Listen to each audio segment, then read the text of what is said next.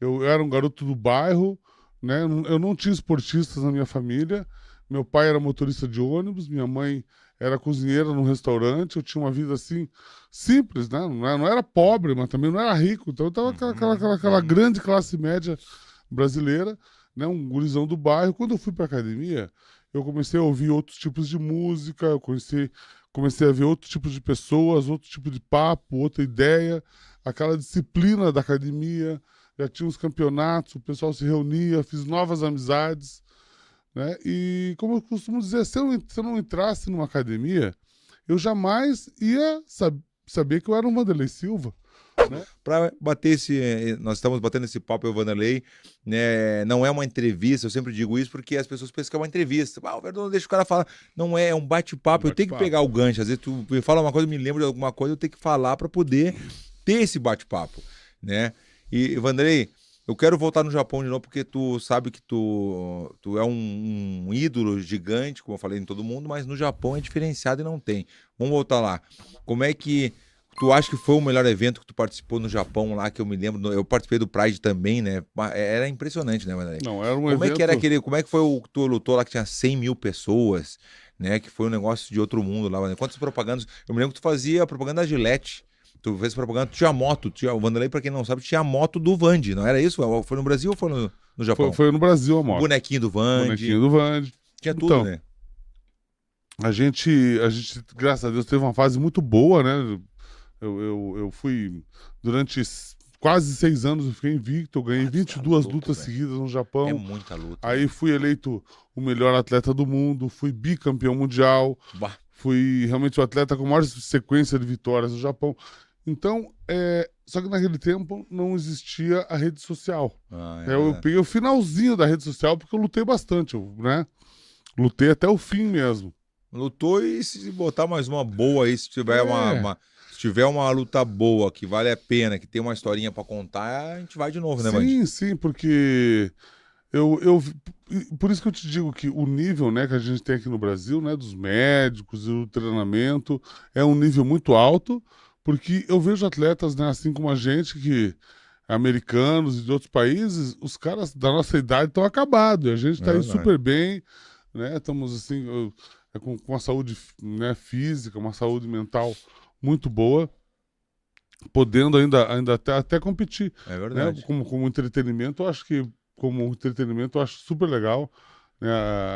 Esse novo nicho que está se abrindo, esse gosto popular que o povo tem Uhum. sobre luta, né?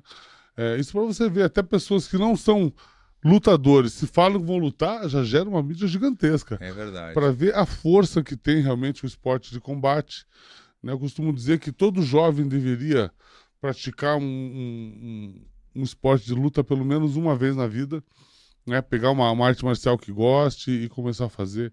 Hoje em dia a arte marcial ela é diferenciada. A gente tem academias que são academias altamente profissionais, com todo um sistema de treinamento. Você que tem um filho em casa, que é um filho às vezes hiperativo, ou é um filho que não está assim, que tá falando muito palavrão, tá gritando com você, tá mal educado, coloca ele na academia, porque lá na academia não tem brabo, na academia não tem macho, lá todo mundo se nivela É pelo nível verdade. do professor, ele vai gastar essa energia, ele vai direcionar essa, essa, essa, essa energia para aprender alguma coisa. E realmente o jovem, quando ele pratica arte marcial, ele muda, né? Porque Nós mudamos. o tatame, o campo, É, são os lugares mais democráticos que existem. Você pode ser filho do rei, você entra num campo, se você não sabe jogar, você não é nada. E na luta também. é Isso faz verdade. você ter humildade, faz você ver que você não é mais do que ninguém, mas que você também não é menos do que ninguém. Então, quantos jovens que eu mesmo sou resultado do que a academia pode fazer por um jovem, né? Eu entrei na academia, eu tinha 14 anos, eu era gordinho, eu era um garoto do bairro, né? Eu não tinha esportistas na minha família. Meu pai era motorista de ônibus, minha mãe era cozinheira num restaurante. Eu tinha uma vida assim simples, né? Não era pobre, mas também não era rico. Então eu tava aquela Uhum. grande classe média brasileira, né? Um gurizão do bairro. Quando eu fui para academia, eu comecei a ouvir outros tipos de música, eu comecei a ver outros tipos de pessoas, outro tipo de papo, outra ideia, aquela disciplina da academia, já tinha os campeonatos, o pessoal se reunia, fiz novas amizades, né? E como eu costumo dizer, se eu não entrasse numa academia, eu jamais ia saber que eu era um Vanderlei Silva. Que Né? loucura, E se o né, Neymar nunca tivesse jogado bola? é. Então, de repente, você tem um Neymar em casa, você tem um Vanderlei Silva em casa, mas ele não achou que ele é bom.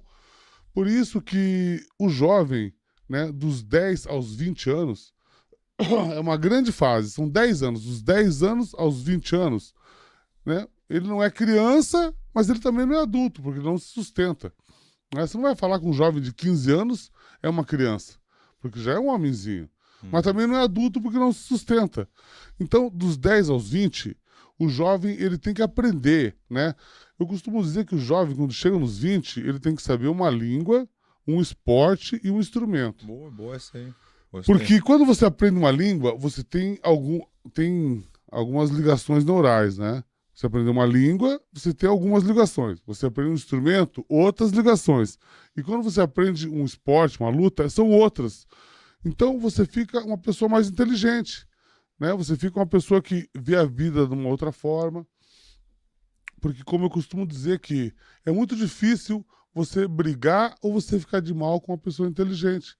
Porque tudo a pessoa entende, ela vê cada um de um tamanho, cada um age de acordo com o que sabe, né? Cada um é o que é. Você não pode querer que a pessoa seja maior do que ela é. Não é verdade. Né? Então a gente não pode esperar, como eu te falei, a gente não pode esperar mais da pessoa do que ela tem para dar. Eu gostei do que tu falou no começo, que tu falou se a pessoa te decepcionou, alguma coisa aconteceu porque tu deixou acontecer. E é verdade, porque Sim. tu deu aquela liberdade, tu, né, deixou a pessoa muito livre, de repente. Tu tem razão mesmo, Vanderlei.